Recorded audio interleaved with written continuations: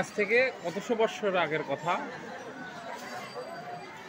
এখানে এক জমিদারি বাড়ি ছিল। জমিদারি বাড়ির পূর্ব পাশে গহীন জঙ্গল ছিল। জঙ্গলের মাঝে এই মাজারগুলি ছিল এবং এই মসজিদটা দেখতেছে, এই মসজিদও ছিল। চট্টগ্রাম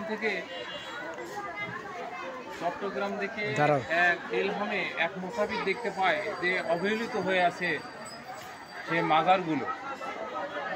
এই মাজারগুলোর মেরামত করার জন্য ওই উত্তরবঙ্গে গাইবান্ধা জেলার দাঁড়িয়াপুরের পূর্ব পাশে জমিদার বাড়িতে আসে অনুমতি চেয়ে এই মাজারগুলো সংস্কার করার জন্য, পরিষ্কার পরিচ্ছন্ন করার জন্য নিয়োজিত হয়।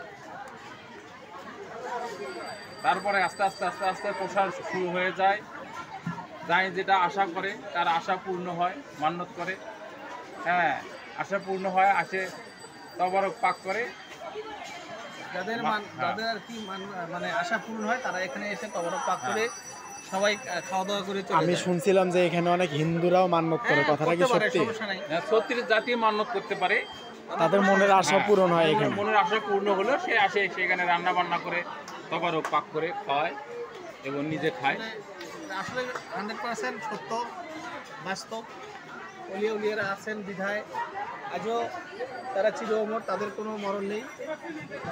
তারা কিন্তু আমাদের কথাও শুনতে পাচ্ছে। অবশ্যই।